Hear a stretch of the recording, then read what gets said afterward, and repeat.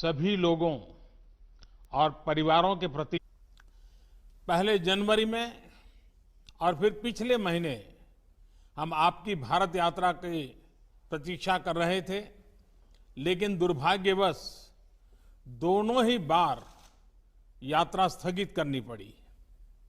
हमारी आज की मुलाकात आपकी भारत यात्रा का स्थान नहीं ले सकती है। एक मित्र के नाते मेरा आपसे आग्रह है कि स्थिति सुधरने के बाद आप शीघ्र सपरिवार भारत यात्रा का प्लान करें और हमारा आतिथ्य स्वीकार करें। एक्सेलेंसी, भारत ऑस्ट्रेलिया संबंध विस्तृत होने के साथ साथ गहरे भी हैं और यह गहराई आती है हमारे shared values, shared interest, shared geography और शेयर्ड ऑब्जेक्टिव से। पिछले कुछ वर्षों में हमारे सहयोग और तालमेल में अच्छी गति आई है।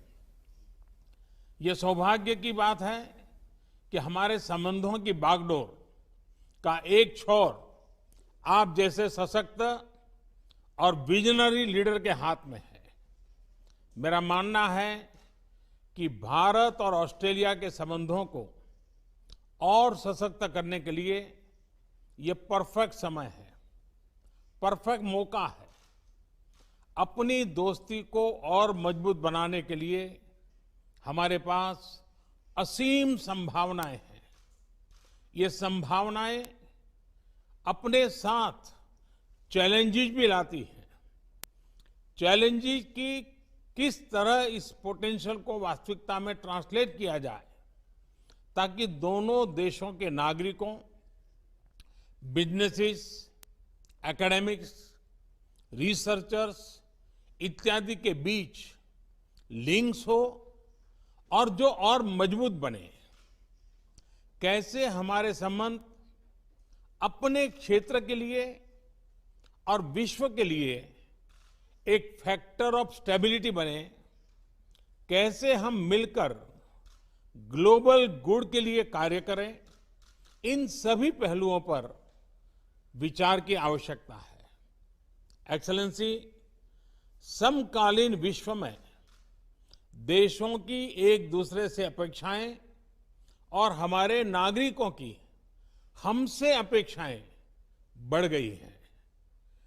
डेमोक्रेटिक वैल्यूज को शेयर करने के नाते हम दोनों देशों का कर्तव्य है कि इन अपेक्षाओं पर हम खरे उतरें और इसलिए वैश्विक कल्याण के मूल्य जैसे लोकतंत्र, rule of law, freedom, mutual respect, international institutions का सम्मान और पारदर्शिता आदि को अपहोल्ड करना और प्रोटेक्ट करना हमारी सैक्रेड रिस्पॉन्सिबिलिटी है। यह एक प्रकार से भविष्य के लिए हमारी धरोहर है। आज जब अलग अलग प्रकार से इन वैल्यूज को चैलेंज किया जा रहा है, तो हम आपसी संबंधों को मजबूत करके इन्हें सशक्त कर सकते हैं। एक्सेलेंसी, भारत ऑस्ट्रेलिया के साथ अपने संबंधों को व्यापक तौर पर और तेज गति से बढ़ाने के लिए प्रतिबद्ध है। यह न सिर्फ हमारे दोनों देशों के लिए महत्वपूर्ण है, बल्कि इंडो पैसिफिक क्षेत्र और विश्व के लिए भी आवश्यक है।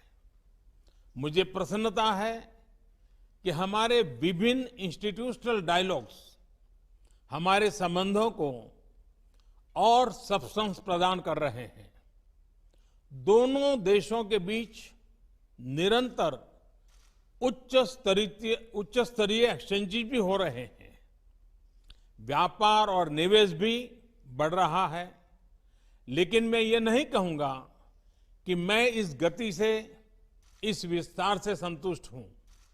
जब आप जैसा लीडर हमारे मित्र देश का नेतृत्व कर रहा हो, तो हमारे संबंधों में विकास की गति का मापदंड भी एम्बिशियस होना चाहिए। मुझे बहुत प्रसन्नता है कि आज हम अपने द्विपक्षीय संबंधों को कॉम्प्रिहेंसिव स्ट्रेटेजिक पार्टनरशिप के रूप में अपग्रेड कर रहे हैं।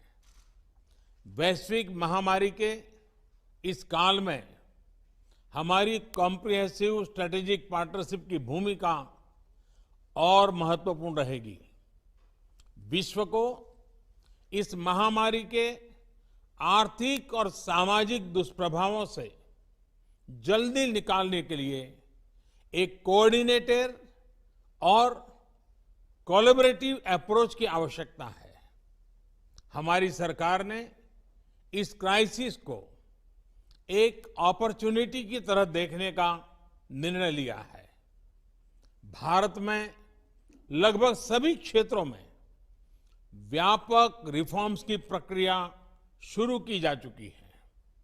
बहुत जल्द ही ग्राउंड लेवल पर इसके परिणाम देखने को मिलेंगे। इस कठिन समय में आपने ऑस्ट्रेलिया में भारतीय समुदाय का और खास तौर पर भारतीय छात्रों का, हमारे स्टूडेंट्स का जिस तरह ध्यान रखा है, उसके लिए मैं विशेष रूप से आपका आभारी हूं। एक्सेलेंसी, मैं इस वर्चुअल समिट के माध्यम से आपसे बात करने के लिए, इस अवसर के लिए मैं फिर से एक बार आभार व्यक्त करता हूं। अब मैं चाहूंगा आपका रिमार्क सुनने के लिए मैं भी उत्सुक हूं। मैं आपको निमंत्रित करता हूं अपनी बात बताने के लिए। Well, thank you, Your Excellency. Namaste. It is tremendous to be able to join with you again, as we have done on quite a number of occasions, but for the first time to do this in this format. And it doesn't surprise me that this is how we would continue to seek to meet in these circumstances, when you were the one who started the hologram, when you were campaigning many years ago.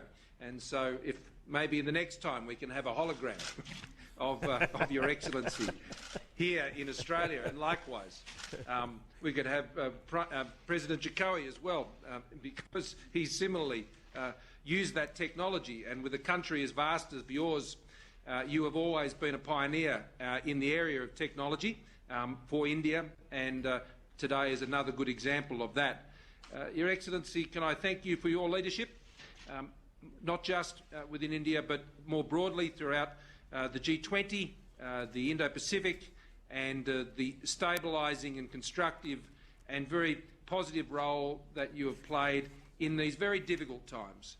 Together with our friends such as Prime Minister Abe, this has been so important in our region, and to provide that steadying and stabilising and wise influence during what is an incredibly difficult time for all of our countries, and we wrestle with those challenges each and every day. Can I also convey our deepest condolences to all of those impacted by Tropical Cyclone Amphan? This is, together with all of the other difficult issues that are being faced, our condolences are with you for that terrible event, and of course the industrial accident at Vizag. These are issues that are unrelated, obviously, to the COVID-19 challenges, but they still come and they still test us, and once again you've proved more than the measure of those tests. Our relationship is exactly as you've said. It is a very, very comfortable relationship. It is a very natural relationship, so much in common, so much shared, if not in language always, certainly in the things that matter and the values that we hold. And we both seek to champion those values together in our region, and independently as very proud sovereign nations and very vibrant liberal democracies as well. And I think we hold that flag up very proudly, each of us. But when those flags come together in the way they have now, and have for some time, we're only full of ambition, as you said, for what can be achieved in our relationship and between us. I have no doubt, and with our excellent foreign ministers and trade ministers and others, defence ministers and others, we can achieve a lot in the years to come. In the Indo-Pacific, we are committed to an open, inclusive, prosperous Indo-Pacific. And India's role in that region, our region, will be critical in the years ahead. The cultural links that we enjoy between our countries are well known. And what, though, I am even more excited about, Your Excellency, is that it's time for our relationship to go broader and to go deeper. And the things we are speaking of today, I greatly regret that we could not do them in person on not just one but two occasions. And I thank you very much for the invitation for Jenny and I to join you in the future. I know she's very much looking forward to it. And so we thank you. She'll be pleased when I tell her tonight, when I get on the phone, that Narendra has invited us again, and she'll be very pleased about that. So we'll look forward to doing that when we can all travel. But I suspect there'll be perhaps some other opportunities where we will meet. I understand perhaps at the G7 with that going ahead later in the year, and other events as we draw to the close of the year. Today, science and technology, a new special grant round between our two countries for a program that is really joining our scientists together. This is exciting.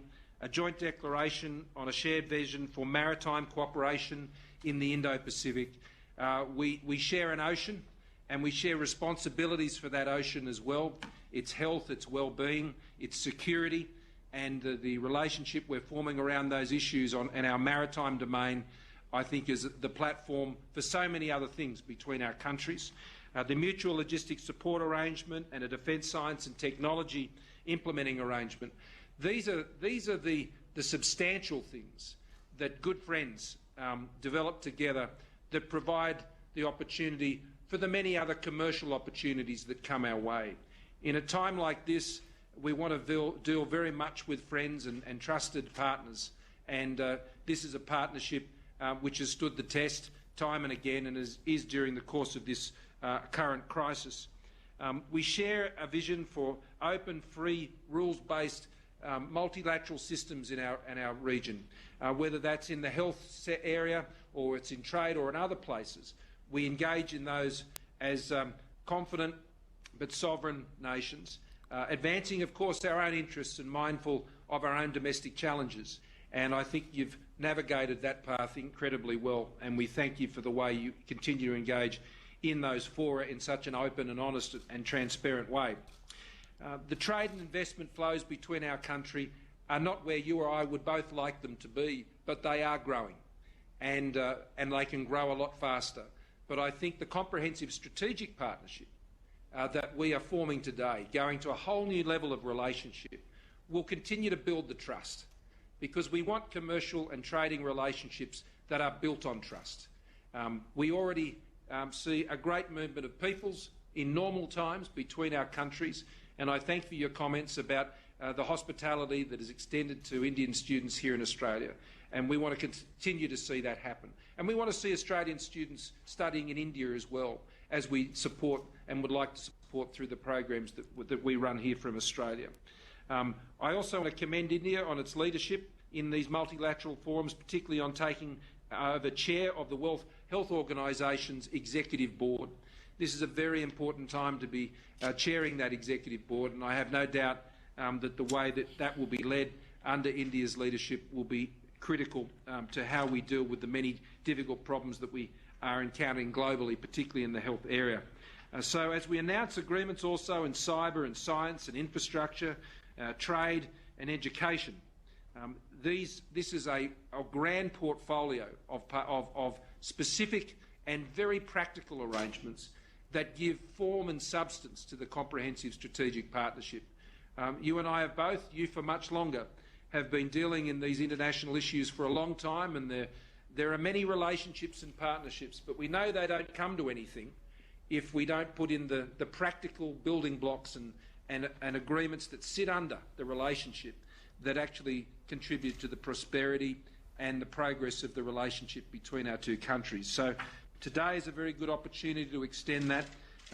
It will be extended also in the agreement that we have to commit to Foreign and Defence Ministers meeting in a regular 2+2 format. I think that's a great step forward. The relationship also we have with partners in the region, particularly Japan, Indonesia, Vietnam, the United States, others, is very important. And we are both enthusiastically pursuing those bilateral relationships, but increasingly in multilateral fora, both informally and formally, That is providing, I think, a basis of stability in our region which we can all share in and we can drive the prosperity from. So I look forward to this first Australia-India Leaders Virtual Summit today. I wish I could be there for what has become the famous Modi hug, and while not, and be able to share my samosas, which I thank you for. We had a bit of fun with that on the weekend. So next time it'll have to be the Gujarati khicdhi, which I know is a keen favourite of yours, and you've mentioned to me before. So I'll try that out in the kitchen before next time we meet in person. Thank you, media.